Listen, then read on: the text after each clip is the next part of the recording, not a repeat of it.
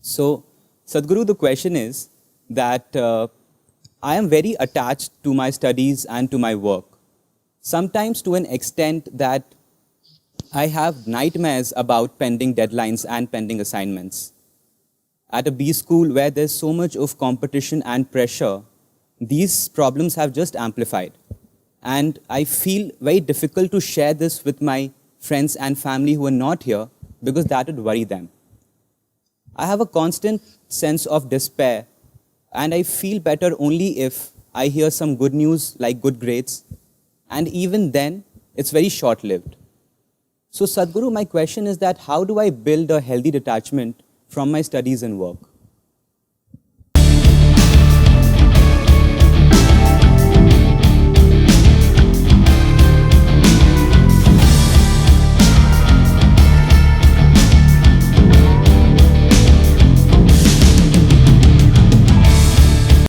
Well, if you're detached, this happened very early on in my life.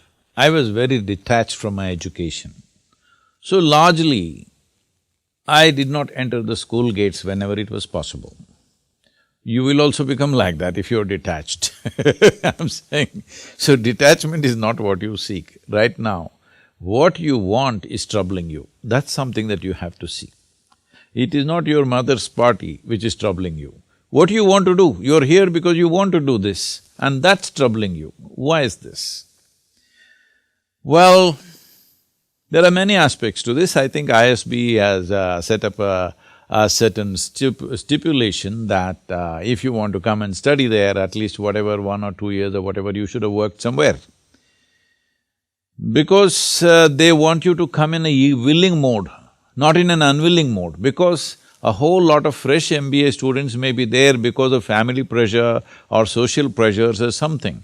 But somebody who's been working, gives up their job and comes back to educate themselves, that means they want to do it. Because there is no point working with people who are unwilling, you know.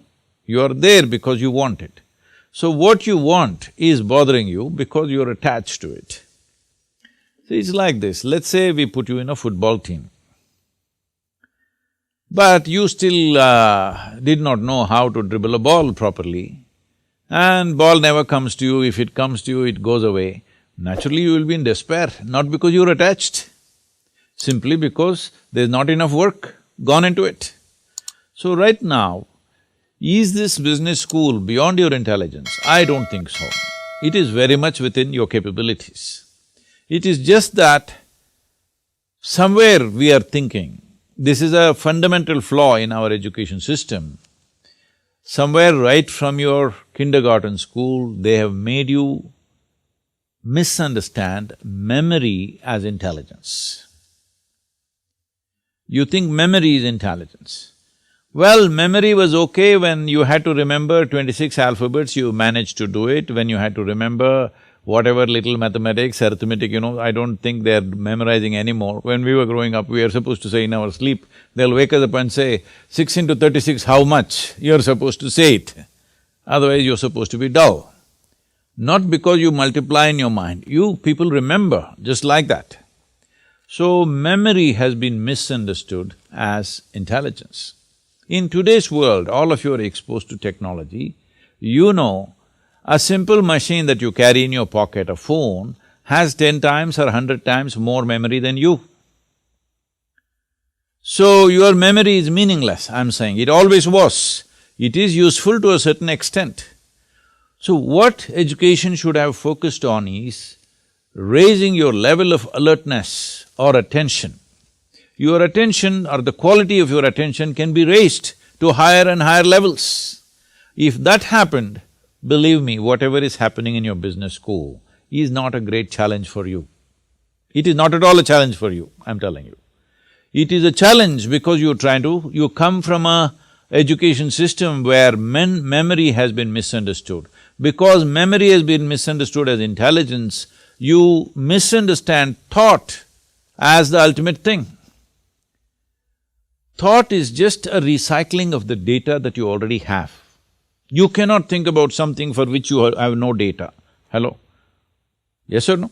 You just cannot think about something for which you have absolutely no data in your head.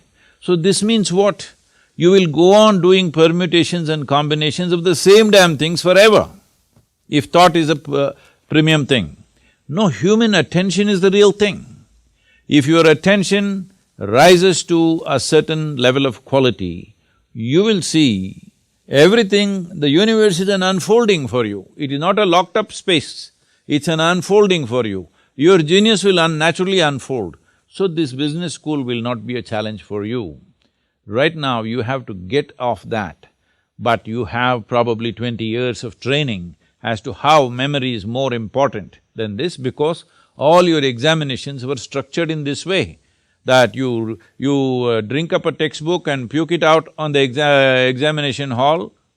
Under scrutiny, you have to puke, okay?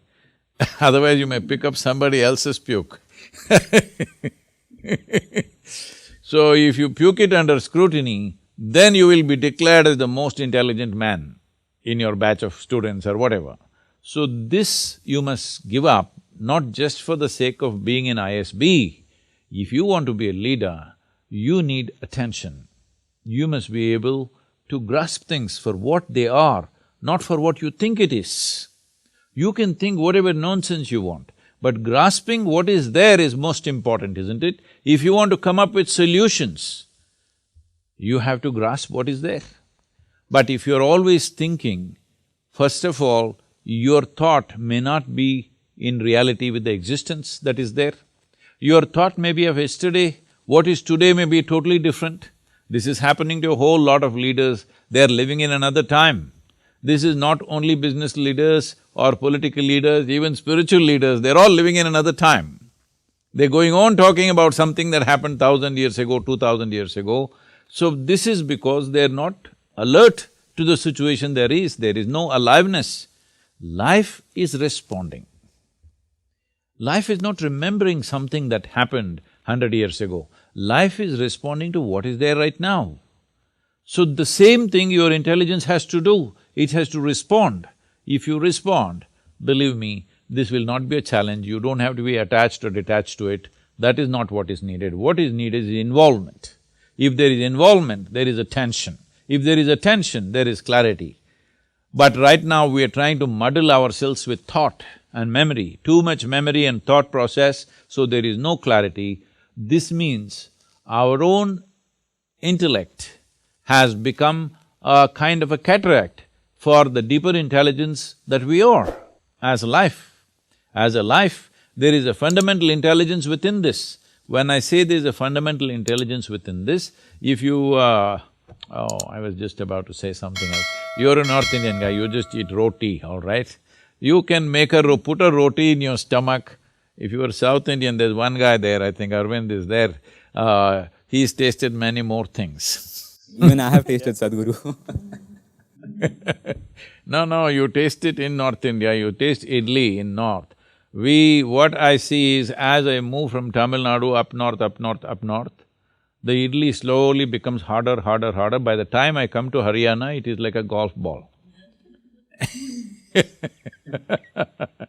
Anyway, if you put a piece of roti in your stomach, there is an intelligence, not even your head, your stomach has intelligence to transform this roti into a human body.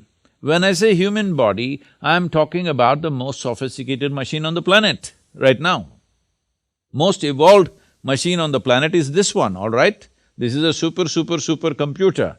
And you do this with what? With roti, huh? You have brilliance inside of you, but you are not able to access it, that's the whole thing.